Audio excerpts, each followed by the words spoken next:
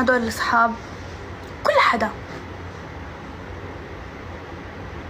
مش كلهم وقفت معهم، مش أي حدا كان من أصحابي يصير معه مشكلة كنت دايما أطلع وأدافع عنه، دايما كنت أطلع وأدافع عنه دايما، وأنتوا شاهدين. بحكي لكم بقى كمان شوي ارجعوا سبوا علي، بس بالله عليكم حلفتكم بالله إنكم تحكوا كلمة الحق.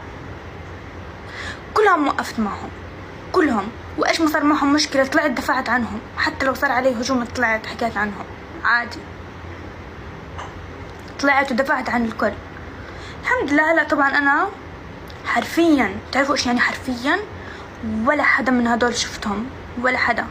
أنا عارفة إنه أنا اللي عاملاه غلط، ما تحكوا لي ردة فعل ومن حقهم ما يدافعوا، لا بس هم بدهم ينصحوني كأصدقاء مش كناس يجي ينصحوني على الخاص، واللي بيحكوا لكم نصحوني هدول كله تمثيل حبايبي، ما حد نصحني.